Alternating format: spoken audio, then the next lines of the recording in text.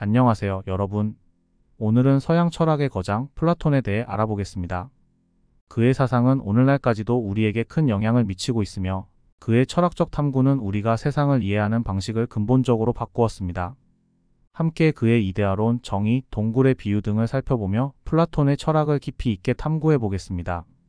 플라톤은 서양 철학의 기초를 다진 중요한 철학자로 그의 사상은 특히 존재론, 인식론, 윤리학 등 여러 분야에 걸쳐 깊은 영향을 미쳤습니다. 플라톤이 소크라테스보다 피타고라스나 파르메니데스에게 더 큰 영향을 받았다는 주장은 이러한 고대 철학자들의 사상과 밀접하게 연결되어 있다는 점에서 주목할 만합니다. 플라톤의 이데아론은 변화하는 물질 세계를 넘어서는 불변하는 초월적 존재인 이데아에 대한 개념을 제시합니다. 그는 물질 세계는 변하고 사라지지만 이데아는 영원하고 변하지 않는 진정한 실제라고 주장했습니다. 이 개념은 후에 서양 철학의 근본 틀을 형성하고 특히 중세 신학에 큰 영향을 미쳤습니다. 중세 초기 기독교 신학은 플라톤의 철학을 적극적으로 수용하여 신의 존재와 인간 존재에 대한 이해를 심화했습니다. 그러나 플라톤의 사상과 기독교 사상은 일치하지 않았습니다. 이는 기독교의 일반적 입장과 대립되는 이단의 출현을 초래하기도 했습니다.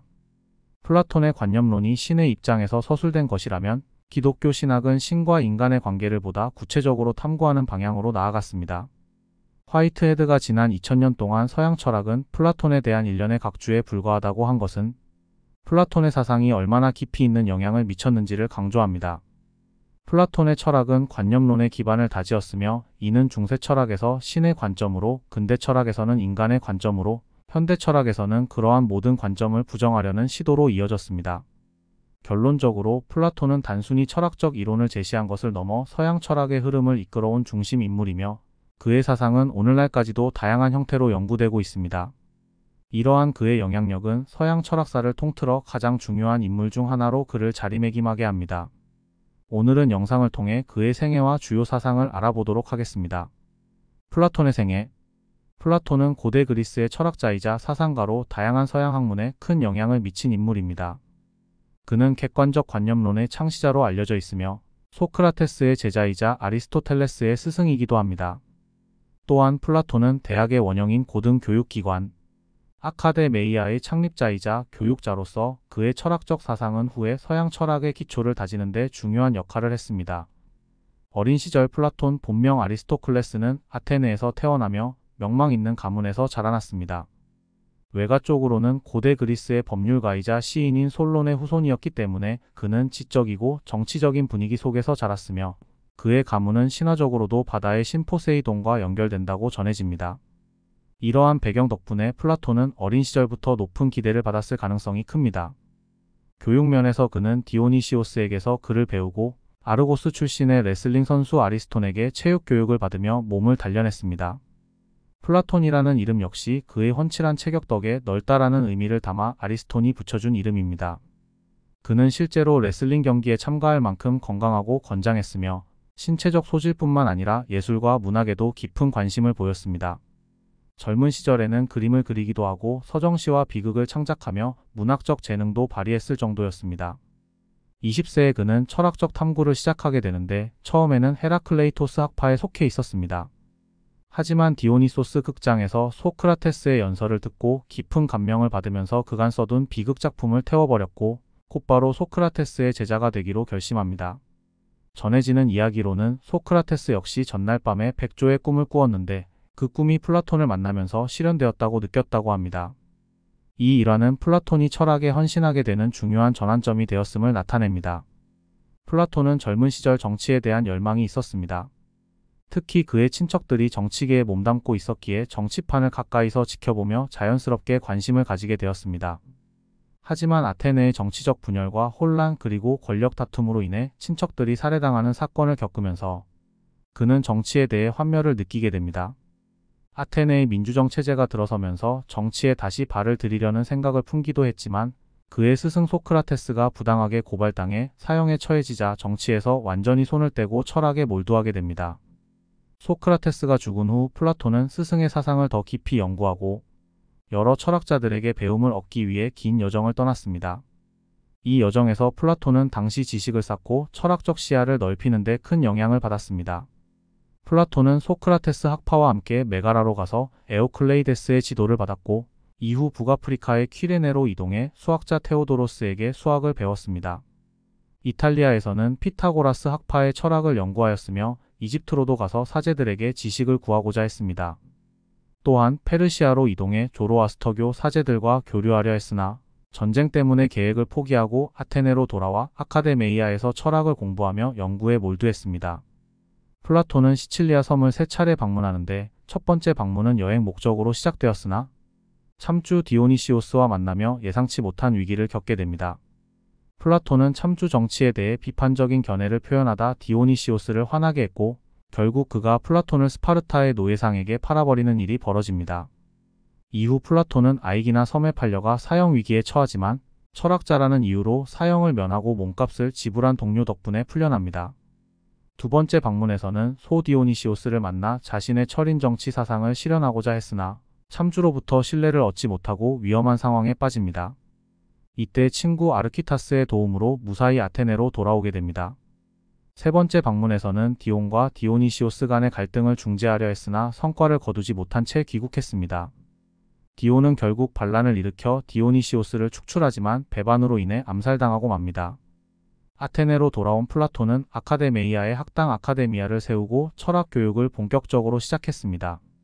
아카데미아는 약 1000년 동안 지속되며 많은 학자와 제자를 양성하는 지식의 중심지 역할을 했습니다. 플라톤은 이곳에서 수학을 강조하며 철학적 사유의 기초로 삼았습니다. 기하학을 모르는 자는 이 문을 들어서지 말라. 는 입구의 문구처럼 논리적 사고와 지식에 대한 철저한 탐구가 강조되었습니다. 아카데미아의 대표적인 제자 중 한 명이 바로 아리스토텔레스입니다. 플라톤은 아리스토텔레스를 아카데미아의 정신이라 부르며 그를 높이 평가했습니다. 아리스토텔레스는 이후 플라톤과 다른 철학적 견해를 가지게 되었고 결국 자신만의 학당인 리케이온을 세우게 됩니다. 플라톤은 81세 생애의 마지막 순간까지 철학을 추구했습니다. 결혼식 피로연 중에 생을 마쳤으며 그의 사후 아카데메이아에 묻혔습니다. 디오게네스 라에르티오스에 따르면 플라톤의 무덤에는 그의 철학적 업적과 삶을 기리는 비문이 새겨졌다고 합니다. 플라톤의 이데아론. 플라톤의 이데아론은 고대 그리스 철학에서 중요한 사상 중 하나로 플라톤은 우리가 인식하는 세상과는 별도로 참된 실제가 존재한다고 보았습니다. 이 참된 실제를 이데아라 부르며 이는 모든 사물의 원형이자 본질로 간주됩니다. 플라톤은 이러한 이데아들이 인간이 경험하는 현실과 별개로 존재한다고 주장하며 감각을 통해 경험하는 세계는 불완전하고 변화하지만 이데아는 불변하고 영원한 진리라고 여겼습니다. 플라톤이 이와 같은 개념에 도달하게 된 배경에는 스승 소크라테스와 그가 살았던 시대의 소피스트들이 있었습니다. 소크라테스는 당대에 유행하던 소피스트들의 수사적 접근 방식, 즉 논쟁에서 순간적인 승리에 집착하고 일관성 없이 주장을 바꾸는 태도를 비판했습니다. 이러한 태도는 법적 논의에서 일관성을 해칠 위험이 있었으며 소크라테스는 올바른 판단과 진리 탐구를 위해 명확한 개념 정의가 필요하다고 보았습니다. 이에 따라 플라톤도 개념을 체계화하고 고차원적으로 정의하려는 시도를 이어갔습니다. 플라톤의 이데아론은 이렇게 소크라테스의 문제의식에서 출발하여 파르메니데스의 철학적 영향을 받아 발전하게 되었습니다. 플라톤의 이데아 개념은 그가 철학을 체계화하고 고급화하려는 시도의 일환으로 볼 수 있습니다. 소크라테스는 주로 용기, 절제, 정의와 같은 추상적인 개념에 대해 탐구하며 이를 설명하기 위해 구두나 의자와 같은 기술적 비유를 자주 사용했습니다. 이러한 비유는 개념의 본질을 이해하는 데 도움을 주었지만 궁극적으로는 그 개념들의 깊이를 파악하는 데 한계가 있었습니다. 그러나 플라톤은 철학의 길로 나아가면서 소크라테스가 제기했던 문제들을 더욱 깊이 있게 탐구하고 보다 명확하게 정리하려고 하였습니다. 그는 이데아론을 통해 이러한 개념들을 정교화하고 체계적으로 설명하고자 했습니다. 이데아는 플라톤이 생각하는 진정한 실제로 변화하는 세계를 넘어서는 불변하고 영원한 원형을 의미합니다. 즉 플라톤의 이데아론은 단순한 개념의 정의를 넘어 개념 그 자체를 고찰하고 정리하는 과정이라고 할 수 있습니다. 이를 통해 그는 철학적 논의의 토대를 마련하고 보다 깊은 이해를 추구했습니다. 이러한 노력은 그가 제자들과의 토론을 통해 철학적 사고의 한계를 극복하고 지식을 더 확고히 하는 데 기여했습니다. 결과적으로 플라톤의 이데아론은 철학의 발전에 중요한 기여를 한 것으로 평가받고 있습니다. 파르메니데스는 오직 하나의 진리로서 불변하는 있는 것이 존재한다고 보았습니다. 그는 감각에 의존한 인식이 자주 잘못된 결론에 이르게 한다고 주장하며 참된 실제는 오직 이성으로만 파악될 수 있다고 하였습니다. 소피스트들은 이런 감각의 불완전함을 받아들이면서도 개인이 경험하고 느끼는 모든 것이 참이라고 주장한 반면 플라톤은 감각의 한계를 인정하면서도 각각의 사물에 불변하는 형상이 있다고 보았습니다. 플라톤은 이를 통해 이데아의 존재를 설명했습니다. 예를 들어 큼이라는 형용사를 명사로 바꿔서 큼 그 자체라는 개념을 가정해 볼 수 있습니다. 플라톤은 이런 순수한 개념이 현실에서 여러 구체적인 사물들을 통해 구현된다고 보았으며 이 순수한 개념이 이데아입니다. 이데아는 각 사물에 대한 본질적인 성질로 우리가 일상에서 경험하는 모든 대상의 원형이 되는 개념입니다. 그는 이를 나무의 예시로도 설명했는데 우리는 여러 형태의 나무를 보며 이를 나무라는 하나의 개념으로 인식하게 됩니다. 소나무, 전나무, 참나무와 같은 구체적인 나무들을 보면서 우리는 이들을 나무라고 판단할 수 있는데 이는 이 나무들에 공통적으로 내재한 나무라는 이데아가 있기 때문이라는 것입니다. 플라톤의 이데아로는 이와 같은 형태의 개념이 인간이 세상을 인식하는 방식과 깊은 연관이 있음을 설명합니다. 그는 우리 마음속에 개념이 이미 존재하며 이를 상기하는 과정을 통해 알 수 있다고 보았습니다.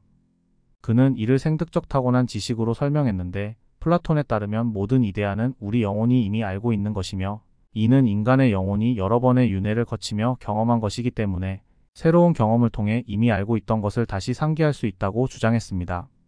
이러한 상기설은 우리가 경험을 통해 사물의 본질을 깨닫고 본래 알았던 것을 떠올리는 과정이라고 볼 수 있습니다.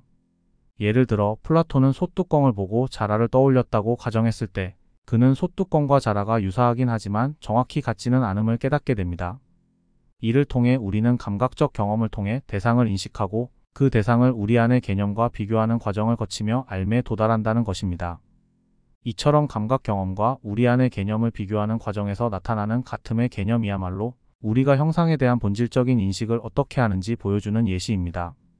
플라톤은 이러한 인식이 경험적으로 축적된 것이 아닌 감각 경험 이전에 이미 존재하는 지식이라고 보았습니다.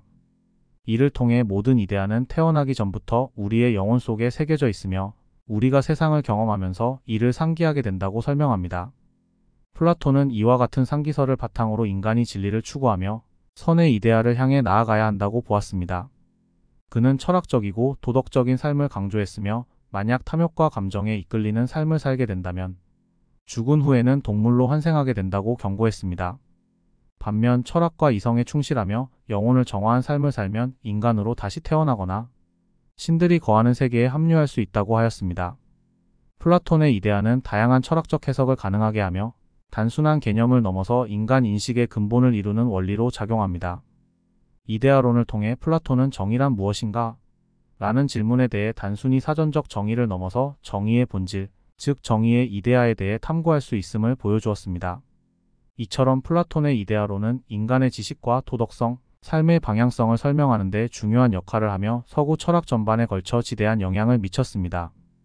플라톤의 동굴의 비유. 플라톤의 동굴의 비유는 그의 저서 국가에서 등장하며 인간의 인식과 진리를 탐구하는 중요한 철학적 메타포입니다. 이 비유는 어두운 동굴에 갇혀있는 사람들을 통해 우리가 현실을 어떻게 인식하고 진리를 어떻게 이해하는지를 설명합니다. 비유의 주된 내용은 다음과 같습니다. 동굴 안에는 몇몇 사람들이 태어날 때부터 동굴에 갇혀 있으며 그들은 벽을 바라보고만 있습니다. 그들은 동굴의 입구로부터 들어오는 빛을 보지 못하고 뒤쪽에서 사람들과 물체들이 지나갈 때 생기는 그림자만을 볼 수 있습니다. 이 그림자들은 실제 사물의 진정한 모습이 아니라 그들의 현실 속에서 왜곡된 형태입니다. 동굴의 주민들은 이 그림자들이 진실이라고 믿으며 살아갑니다. 어느 날 한 사람이 동굴을 탈출하여 외부 세계로 나가게 됩니다. 처음에는 태양빛에 눈이 부셔 아무것도 볼 수 없지만 점차 적응하면서 진정한 사물과 그 본질을 인식하게 됩니다. 그는 세상이 훨씬 더 넓고 아름답다는 것을 깨닫고 결국 동굴로 돌아가 동굴 안의 사람들에게 이 사실을 알리려 합니다. 하지만 동굴 안의 사람들은 그가 경험한 진실을 믿지 않으며 그를 조롱하거나 위협하기도 합니다. 이 비유는 여러 가지 중요한 주제를 내포하고 있습니다. 첫째, 인간의 인식은 한계가 있으며 우리가 보는 세계는 진리의 그림자에 불과하다는 점을 강조합니다. 둘째, 진정한 지식은 경험을 통해 얻어지는 것이며 때로는 그 과정이 고통스럽고 힘들 수 있다는 점을 보여줍니다. 셋째, 진리를 깨달은 사람은 자신의 깨달음을 다른 이들과 나누려는 노력을 해야 하며 그 과정에서 반대와 고난을 겪을 수 있다는 것을 나타냅니다. 결국 플라톤의 동굴의 비유는 지식의 본질, 교육의 중요성, 그리고 진리를 추구하는 인간의 여정을 상징적으로 표현하고 있습니다. 이 비유는 철학적 탐구와 인식의 한계를 이해하는 데 있어 매우 중요한 의미를 갖고 있습니다. 플라톤의 정치 철학. 플라톤의 정치 철학은 그가 속한 시대적 상황과 밀접하게 연관되어 있습니다. 플라톤은 국가, 정치가 법률을 통해 이상적인 국가의 모습을 탐구하며 당시 아테네에서 드러난 민주정의 문제점들을 비판했습니다. 그는 아테네의 중우정치와 부패를 경험하며 민주정에 대한 회의감을 품게 되었고, 소크라테스의 사형을 계기로 정치 철학에 몰두하게 되었습니다. 특히 국가에서는 이상적 사회를 구현하기 위해 철학자, 군인, 일반 시민 계층이 조화롭게 협력하는 체제를 제시하며 철학자가 통치하는 철인왕 체제를 이상적 정치로 보았습니다. 플라톤은 철학적 지혜를 갖춘 자가 통치할 때 정의가 실현된다고 여겼습니다. 국가의 주요 테마 중 하나는 철학자가 공동체를 위해 통치해야 한다는 것입니다. 플라톤은 아테네에서 대중이 쉽게 선동되고 무지한 자가 권력을 잡는 위험성을 목격했기에 지혜와 도덕적 통찰을 갖춘 철학자가 국가를 이끌어야 한다고 주장했습니다.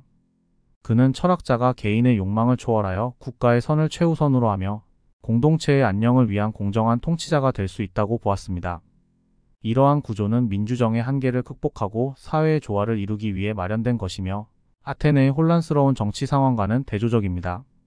법률에서는 플라톤이 초기의 이상적 정치체제에서 한 발 더 나아가 현실적인 국가 운영 방안을 제시합니다. 법률에서 플라톤은 이상적인 철인왕 통치보다는 법이 인간의 본성을 다스리고 사회의 질서를 유지해야 한다고 보았습니다.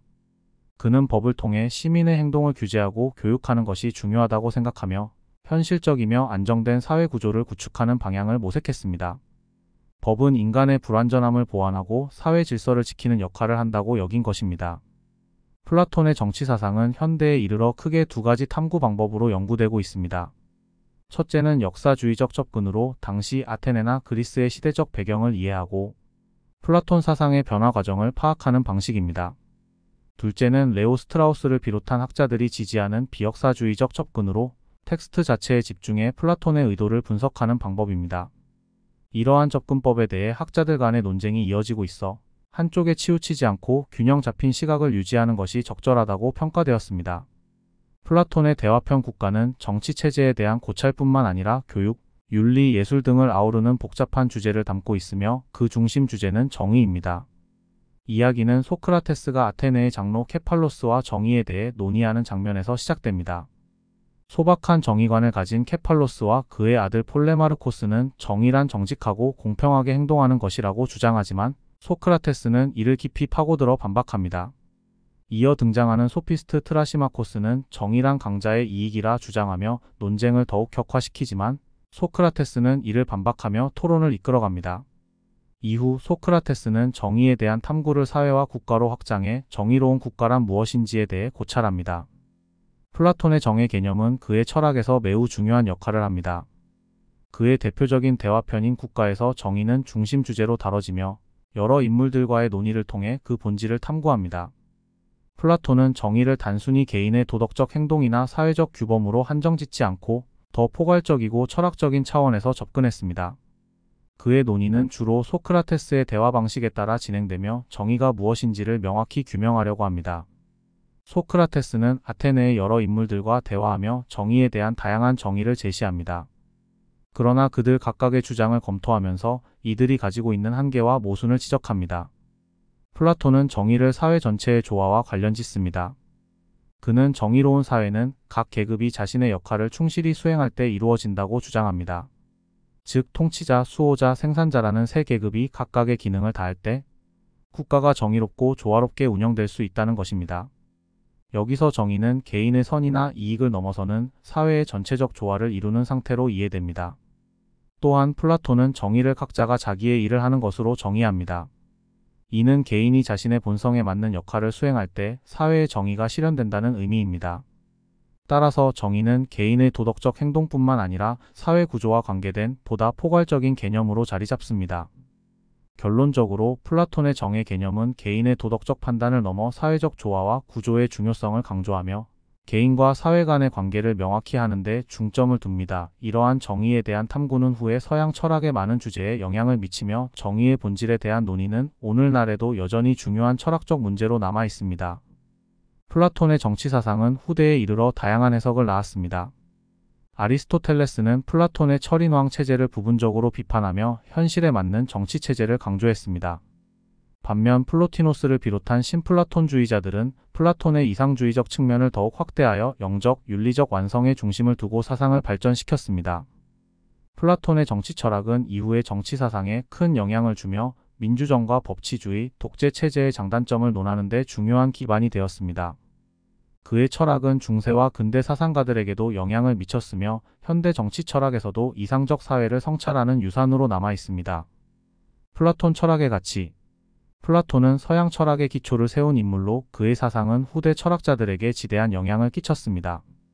그는 현실 세계와 이상 세계를 나누어 바라보는 이데아론을 통해 우리가 감각하는 세상과는 별개로 진정한 본질적 세계가 존재한다고 주장했습니다. 이러한 사상은 철학뿐만 아니라 정치, 윤리, 예술, 교육 등 여러 분야에서 중요한 기초로 여겨지며 오늘날까지도 활발히 논의되고 있습니다. 후대 철학자들은 플라톤의 사상에 대해 다양한 방식으로 평가하고 해석했으며 이를 바탕으로 철학의 발전이 이루어졌습니다. 플라톤을 배워야 하는 이유는 다음과 같습니다. 첫째, 플라톤의 이데아론은 진리와 현실에 대한 본질적인 질문을 던지는 데 큰 역할을 합니다. 그가 말하는 이데아, 즉 완전한 본질의 세계는 우리가 경험하는 물리적 현실을 뛰어넘어 진정한 실제를 탐구하게 만듭니다. 이러한 사상은 후대 철학자들에게 큰 영감을 주었습니다. 예를 들어 아리스토텔레스는 스승인 플라톤의 이데아론을 비판하면서도 그의 사상을 바탕으로 실제와 본질을 탐구하는 형이상학을 발전시켰습니다. 아리스토텔레스는 플라톤이 주장한 이상적 형상은 독립적으로 존재하는 것이 아니라 개별 사물 속에 내재한다고 보았습니다. 이로 인해 플라톤과 아리스토텔레스는 현실과 이데아, 본질과 형상에 대해 상반된 시각을 갖게 되었지만 이 두 사람의 논의는 이후 철학의 발전에 큰 기여를 했습니다. 둘째, 플라톤의 도덕과 정의에 대한 사상은 이후 철학자들 사이에서 중요한 논의 주제가 되었습니다. 그의 저서 국가에서는 정의로운 개인과 사회를 다루며 이상적인 정치 체제를 탐구합니다.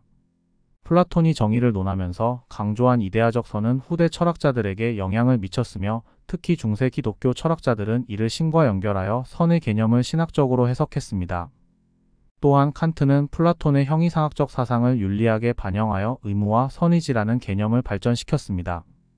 칸트는 우리가 행해야 할 윤리적 의무가 순수한 이성에 따라 도출되는 것이며 이를 통해 플라톤의 선에 대한 논의를 현대적으로 확장했습니다. 셋째, 플라톤의 철학적 대화 방식과 비판적 사고는 학문적 탐구 방법으로서 큰 가치를 지닙니다. 플라톤의 저서들은 소크라테스와 제자들 간의 대화를 통해 전개되는데 이러한 대화법은 비판적 사고와 논리적 추론을 훈련하는 데 중요한 기초를 제공합니다. 후대의 철학자들 역시 이 대화법을 통해 자신의 사상을 발전시키고 학문적 대화를 통한 진리 탐구를 이어갔습니다. 특히 데카르트는 플라톤과 소크라테스의 대화법에서 영감을 받아 나는 생각한다, 고로 존재한다라는 자기의식에 대한 철학적 탐구를 발전시켰습니다. 이처럼 플라톤의 대화 형식은 비판적 사고를 중시하는 학문적 전통의 기초가 되었습니다. 넷째, 플라톤의 사상은 철학사에서 지속적으로 탐구되고 비판받으면서 발전해 왔습니다. 플로티노스를 비롯한 신플라톤주의 철학자들은 플라톤의 사상을 신학적이고 신비주의적인 관점으로 확장시켰으며 이러한 신플라톤주의는 중세 기독교 신학과 융합되어 새로운 철학적 관점을 제공했습니다. 또한 현대에 이르러서도 플라톤의 사상은 여전히 주요한 철학적 주제로 다뤄지고 있습니다. 예를 들어 화이트헤드는 서양 철학의 모든 역사는 플라톤 철학에 대한 각주에 불과하다고 평했는데 이는 플라톤이 철학에 끼친 영향이 그만큼 크다는 것을 의미합니다. 화이트헤드의 말처럼 플라톤의 사상은 현대 철학에서도 중요한 위치를 차지하고 있으며 이를 바탕으로 새로운 철학적 논의들이 활발히 이루어지고 있습니다. 결론적으로 플라톤을 배운다는 것은 철학을 깊이 이해하는 길이며 진리와 정의, 본질에 대한 탐구를 통해 인간 존재의 본질을 파악하는 데 중요한 가치를 지닙니다. 플라톤의 사상은 철학적 사고에 중요한 기초를 제공하며 그의 이데아론, 대화법, 정의에 대한 개념 등은 우리에게 비판적 사고와 고차원적 사고를 훈련하는 도구가 됩니다. 오늘 플라톤의 철학적 사상에 대해 간략하게 소개해드렸습니다. 그의 사상은 우리가 세상과 인간 존재를 이해하는 데 중요한 통찰을 제공합니다. 다음 영상에서는 플라톤의 사상이 현대에 어떻게 적용되고 있는지를 더 깊이 다뤄보겠습니다. 감사합니다.